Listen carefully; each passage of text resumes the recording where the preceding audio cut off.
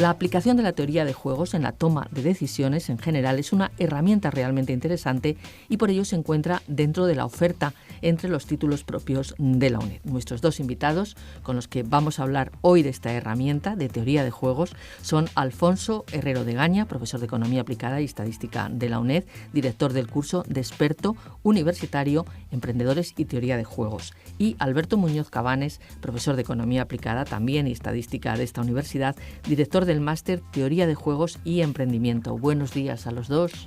Gracias por acompañarnos. Buenos días, Isabel. Buenos días. Muchísimas gracias por invitarnos. Pues lo primero, obligado, vamos a acercarnos en primer lugar al concepto. Ser emprendedor en el mundo empresarial no necesariamente quiere decir ser autónomo. Por ejemplo, esta cuestión a veces se confunde. ¿Qué es un emprendedor, Alfonso Herrero de Gaña? La visión, primero distinguiría dos enfoques, dos conceptos. La visión popular del emprendedor es la de una persona que aporta el capital necesario para crear una empresa, toma las decisiones y soporta todos los riesgos, llevándose el beneficio a final de año. Es, digamos, la visión popular pues, del hombre de negocios, alguien que crea una empresa. No tiene por qué ser una idea nueva, puede montar una tienda, puede montar una guardería. Hay otras visiones, como la de Schumpeter, que considera que un emprendedor es un innovador. Gente que tiene una idea y crea compañías de rápido y gran crecimiento. La idea de un nuevo negocio o producto es, por tanto, fundamental. Lo que es un error es considerar que un emprendedor es alguien especializado en crear nuevas empresas. Esa persona es un gerente y está contratado para esa labor. Tampoco hay que confundir nueva idea con un nuevo conocimiento o patente. Por ejemplo, el coche autoconducido sin conductor, no sé cómo se llama, el coche volador, no son nuevos conocimientos, son simplemente ideas que sí, en el proceso de llegar al coche sin conductor, pues crearás seguramente nuevo conocimiento, patentes, pero que eso no es lo fundamental. Lo fundamental es la idea. De hecho, una nueva idea puede basarse en un conocimiento ya existente. Por ejemplo, Google se percató de la deficiencia de los motores de búsqueda para clasificar y utilizando la técnica de citas de artículos científicos desarrolló su motor de búsqueda. Hay que ser, yo creo, bastante pragmático. No es la idea del autónomo, pero en la realidad se va a acercar bastante porque gente que sea capaces de tener una nueva idea y de crear una compañía como Google, pues no los vas a tener en un curso de emprendedores. En el ámbito de la formación se ofertan muchos cursos para emprendedores. Nuestros invitados tienen ya bastante experiencia en esta cuestión, por lo menos en la formación, porque además han llevado docencia en asignaturas del máster de investigación y han ofertado o han dirigido varios cursos relacionados. ¿Qué tipos de cursos existen en general para la formación de emprendedores? Sí, además yo en el año 2008 en un proyecto Erasmus, dentro de ese proyecto Erasmus que estaban varias universidades, ahí me tocó investigar esta cuestión. Entonces, un curso de emprendedor es parte de la formación de empresa o formación de negocios. Digamos, tenemos la tradicional, que son los másters, los MBA, y luego ya los cursos de emprendimiento, que yo distinguiría tres. Hay unos muy básicos, que es para tener unas ideas básicas o incitar al emprendimiento. Otros cursos que son para adquirir unas habilidades básicas, y luego ya los que yo considero cursos de emprendimiento serían los terceros basados en un plan de negocio para crear una empresa. Digamos, existirían esos tres tipos de cursos. ¿Y cuáles son las particularidades, por ejemplo, el método, el objetivo de los que, y ahora ya vamos a hablar de los cursos que he presentado al principio y que ustedes dirigen para este curso académico en la UNED 2018-2019? Sí, el nuestro estaría encuadrado en el tercero, es decir, orientado a crear una empresa y como herramienta básica el plan de empresa. Con los cursos de emprendedores ocurre lo mismo que con las escuelas de negocios, con los programas de las escuelas de negocios, que no existían materiales. Entonces, los profesores de esos cursos tenían que acudir a los empresarios y de ahí nació el método del caso. Con los cursos de emprendedores la situación ha sido la misma, es decir, no tenías unos materiales ni existía nada dentro de la literatura económica. Se acudía a los emprendedores y, digamos, la metodología más común, o lo que se sacó en conclusión, fueron los planes de empresa, la idea y el seguir un plan de empresa. Ahora bien, hay distintos enfoques. Hay cursos de emprendedores donde básicamente le estás enseñando a hacer un plan de empresa al alumno. En este caso, nuestra orientación es completamente distinta, es decir, a base de unas notas técnicas muy simples, nosotros no le enseñamos a hacer un plan de empresa, le enseñamos a hacer su plan de empresa. Discutimos con él todas las fases de ese plan.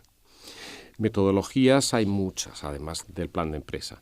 Están las discusiones, también se aplica el método del caso y nosotros hemos considerado conveniente pues, introducir, además del plan de empresa, que al final lo hemos reducido a la parte final del plan, al análisis económico y financiero, en una hoja de cálculo, para tener, que es muy simple y que no haya que comprar un programa específico, y además una hoja de cálculo muy simple, donde tampoco necesitas saber contabilidad, metes ingresos y gastos y ya te sale todo el balance, cuenta de resultados, el valor de la empresa, y luego también puedes calcular el valor de los fondos propios y demás, en fin. Yo creo que es muy útil. Y luego complementamos, porque cada una de las partes del plan se procura testar que no sea simplemente la opinión del profesor, que tampoco valdría, ni la opinión del alumno. Tratamos de hacerlo lo más realista posible dentro de las posibilidades. Si alguien quiere vender, yo decía que va a vender por Internet, pongamos vino o aceite de oliva, pues créate la página web, a ver si de verdad tendrías una demanda de ese producto. Y además, los dos cursos, los planes de negocio, se suelen complementar con un sistema de simulación de empresa. Nosotros no lo utilizamos, no creemos que ninguno se adapte y hemos preferido mucho más el utilizar la teoría de juegos para complementar el plan o para ayudar a construirlo. Pues bueno, vamos a hablar entonces precisamente de esta cuestión. ¿Cómo puede ayudar, Alberto Muñoz, la teoría de juegos a un emprendedor? Bueno, antes de nada habría que explicar quizás para los oyentes, para los que no lo sepan, qué es la teoría de juegos. La teoría de juegos actualmente se considera bien una rama de las matemáticas o una rama de la economía, depende de lo que queramos clasificar, que al final lo que hace es estudiar la elección de la conducta óptima de un individuo, una empresa, etcétera, en función de los costes y beneficios de cada opción que él va a elegir, pero que tenemos que tener en cuenta que no están fijados de antemano, sino que van a depender de las elecciones que hagan el resto de jugadores o agentes o empresas que participan en el juego. Esto, claro, dicho así, dices, hombre, parece una buena herramienta para un emprendedor. Ahora un poquito más adelante os explicaré cómo utilizarlo, pero sí que me gustaría dar un poquito de contexto histórico para que se vea de dónde viene la teoría de juegos. La teoría de juegos originariamente procede del campo de la estrategia militar. De hecho, fue creada por Borel, un matemático francés, en el año 1921, aunque sí que es verdad que el mérito, el reconocimiento por la teoría de juegos se lo ha llevado von Neumann, del año 1928, y von Neumann era uno de los participantes en el proyecto Manhattan para desarrollar la terrible bomba nuclear. Entonces, bueno, ahí, como podéis ver, realmente, claro, la conexión con lo militar es muy fuerte. De hecho, claro, las decisiones de dónde pongo el ejército, dónde pongo artillería, dónde pongo infantería, etcétera, pues lógicamente se tomaban con herramientas muy similares a las que vamos a ver en los cursos que estamos comentando. Von Neumann, en el año 1928, publica un artículo llamado Sobre la teoría de los juegos de estrategia, y en 1944 ya saca el libro junto con Oscar Morgenstern titulado Teoría de juegos y comportamiento económico. Estos dos autores comenzaron estudiando los juegos de suma cero, es decir, aquellos en los que el beneficio que obtienen uno o más de los jugadores del juego son equivalentes a las pérdidas sufridas por el resto de jugadores. No obstante, cuando ya la teoría de juegos pega, digamos, la explosión, ¿no? O digamos que toma fuerza, es cuando aparece en escena John Nash, el matemático estadounidense, que en el año 1950 publica un artículo titulado Puntos de equilibrio en juegos de n participantes, ¿vale? Y es donde, digamos, aparece por primera vez el concepto de equilibrio de Nash, en el que es aquel concepto mediante el cual, si todos los jugadores siguen una estrategia óptima, el punto de equilibrio que se alcanza, no habrá incentivos en ese momento para cambiar de estrategia, que se alcanza un punto que muchas veces se confunde con el concepto de Pareto óptimo en economía, pero no siempre coincide, ¿vale? Esto es importante decirlo. Ahora, si nos vamos a las aplicaciones de teoría de juegos en economía, aunque parece que esto de teoría de juegos del siglo XX, no, resulta que estamos en el siglo XIX. Hay aportaciones previas, aunque no se llamaban en aquella época teoría de juegos. Tenemos el caso, por ejemplo, de Antoine Cournot, conocidísimo para los estudiantes de económica, sobre todo, que establece cómo obtener un equilibrio en cantidades en el caso de un duopolio. Luego hubo extensiones de este modelo, caso del modelo de empresa líder y seguidora de Bertrand, en el año 1883, que ahí establece cómo dos empresas alcanzan el equilibrio no en cantidades, es decir, no reaccionan a las cantidades de la otra empresa que participa en el mercado, sino en precios. Y también está el caso de Stackelberg, que ya un poquito más tarde, en 1934, elabora el modelo de empresa líder y seguidora. Bueno, con todo este contexto histórico, con la definición que hemos visto de teoría de juegos y demás, pues podemos ver que es una herramienta claramente útil para un emprendedor. Veamos, por ejemplo, una aplicación tan tonta como esta. Imagina, Isabel, que fuéramos los dueños de un bar que ofrece un menú diario de comida, y el restaurante que está enfrente decide también ofrecer un menú y además con un precio inferior al nuestro. ¿Qué decisiones podemos adoptar? Podemos bajar el precio como él, o podemos mantenerlo para diferenciarnos por calidad, porque nuestro menú es mejor que el suyo en cuanto a calidad, etcétera, ¿no? Hay un montón de decisiones. ¿Y qué hará el de enfrente si yo bajo el precio o qué no hará? Pues todo este esquema de pensamiento se resume muy bien con la teoría de juegos. Evidentemente, igual que el pequeño comerciante, el emprendedor de poca capitalización está empezando y puede utilizar este tipo de herramientas, también se utilizan en la gran empresa, en la multinacional. Imaginemos, por ejemplo, que yo soy el presidente de una multinacional estadounidense que fabrica automóviles y estoy valorando si invierto varios millones de dólares en hacer un coche eléctrico o no. Esto es un tema muy de moda. De hecho, ahora muchísimas empresas están decidiendo qué hacen, ¿no? Entonces, claro, tendré que estimar qué retorno obtendré de esa inversión de millones de dólares y además qué riesgos tendré de que la competencia actúe de una manera que de alguna forma frene mis ventas y que no consiga lograr los objetivos que quería conseguir, ¿no? Evidentemente, en el caso de la multinacional, pues hay un equipo de matemáticos, analistas de riesgos, etcétera, que están analizando todo esto casi en tiempo real. Ya con el Big Data, actualmente cualquiera puede tener datos en tiempo real, analizarlos e ir tomando decisiones de forma muy eficaz y muy rápida. Pero, lógicamente, esto no impide que una herramienta tan potente y tan sencilla, porque es sencilla, como lo verán los alumnos cuando se matriculan en nuestros cursos, es una herramienta muy sencilla que permite tomar decisiones muy potentes, muy potentes.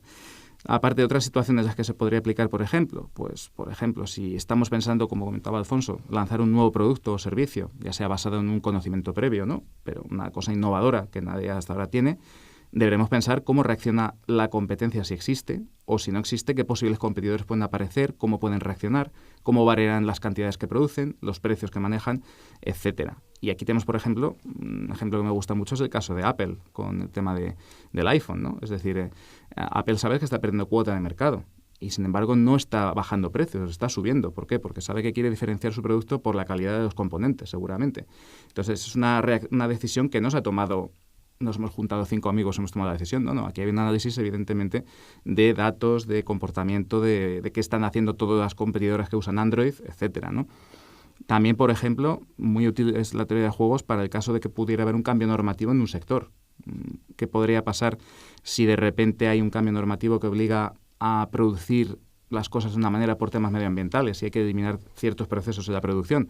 ¿Cómo afectará eso a mis decisiones, al resto de competidores? ¿Tengo yo una tecnología que puede mejorar eso? ¿No? Etcétera.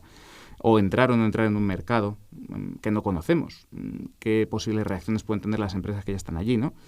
En definitiva, todos estos casos que hemos visto se pueden resolver o, digamos, tener una idea bastante realista de por dónde pueden ir las cosas aplicando teoría de juegos antes de ni siquiera haber gastado un solo euro en tomar una decisión corporativa.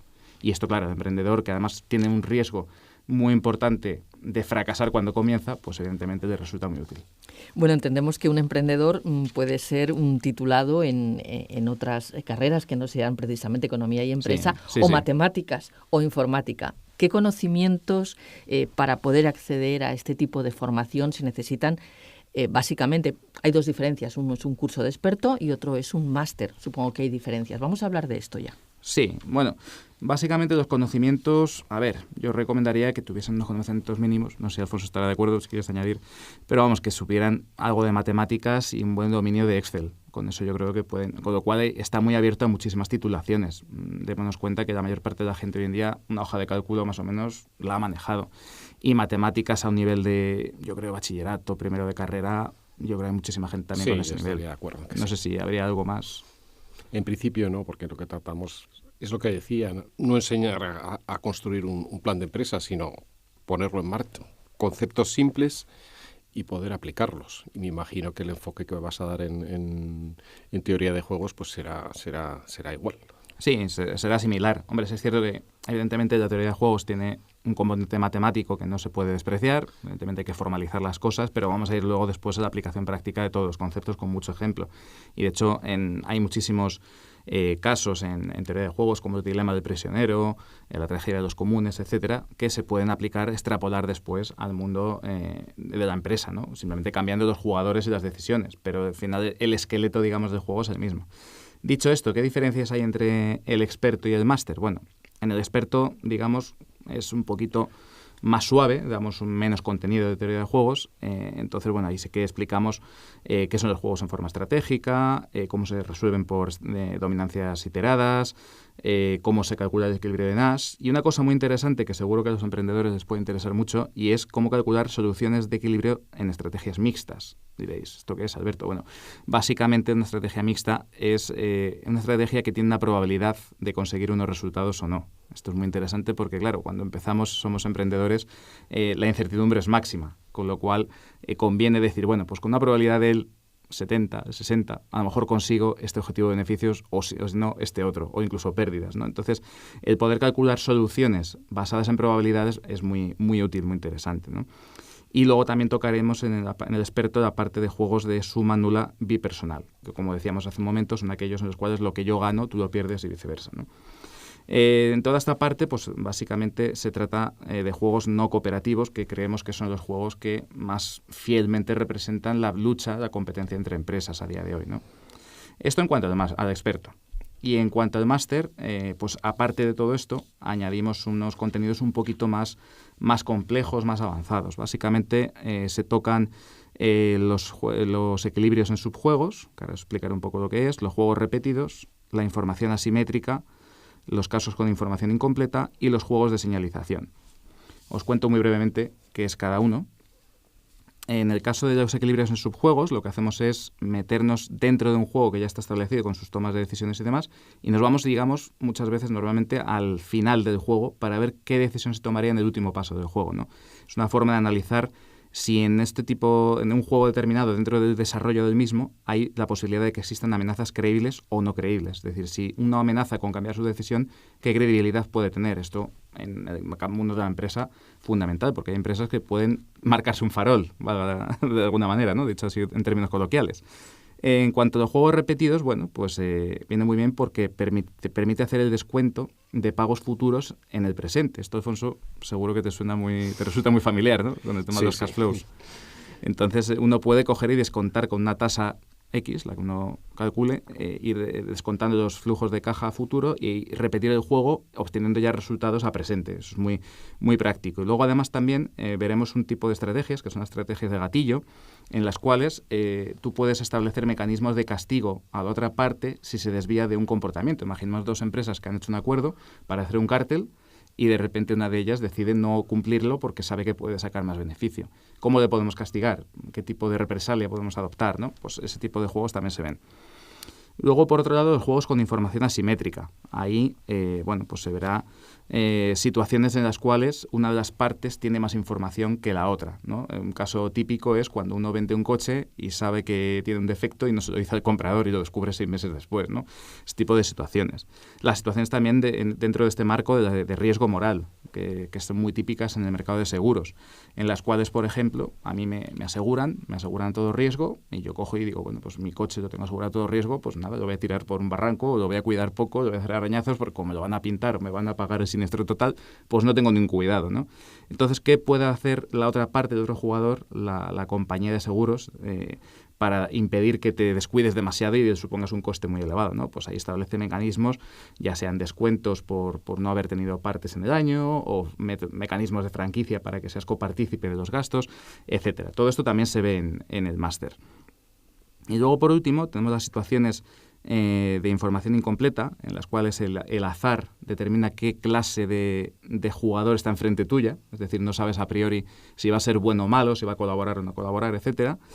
Y uno muy interesante que me gusta mucho, que son los juegos de señalización. Esto lo desarrolló Spence a mediados del siglo XX, y básicamente lo que permiten es, digamos, hacer que uno de los jugadores lance una señal identificándose al jugador que está enfrente. Esto es muy típico del mercado de trabajo, es decir, cuando una empresa va a contratar a un trabajador, un posible empleado, la señalización que lanza el potencial empleado es la de su título universitario. Pero luego, claro, tienes dos posibilidades a su vez, que ese título le señalice bien o le señalice mal. Es decir, que al final sea un tipo muy competente o que sea un auténtico vago. Entonces, con los juegos de señalización se analizan ese tipo de situaciones y se establecen también mecanismos para hacer que el que se señaliza y sea bueno reciba un premio mayor que el que se señalice sea malo. Todo este tipo de situaciones se pueden analizar con teoría de juegos y vamos, evidentemente todas pueden adaptarse al mundo de la empresa y, por supuesto, al emprendedor. El emprendedor y a las personas en general. Sí, por supuesto. A muchos ámbitos. Bien, pues muchísimas gracias. Han estado hoy con nosotros en el programa Alfonso Herrero de Gaña y Alberto Muñoz. Son profesores de Economía Aplicada y Estadística de esta universidad y dirigen y además colaboran y participan, porque ambos están en los dos programas, si no me equivoco. Sí, eso es. El curso de experto universitario, Emprendedores y Teoría de Juegos, y el máster Teoría de Juegos y Emprendimiento, ambos ofertados por la UNED. Muchísimas gracias por estar aquí y hasta una próxima ocasión. Y éxito con este curso. No hemos hablado de la matrícula, ¿está abierta? Sí, está abierta hasta el 1 de diciembre. Que es cuando empieza el curso. Efectivamente. Y finaliza el 30 de septiembre del año que viene, o sea que aprenderá muchas cosas. Bien, pues ánimo y muchísimas gracias a los dos por haber estado con nosotros. Gracias a ti, Isabel.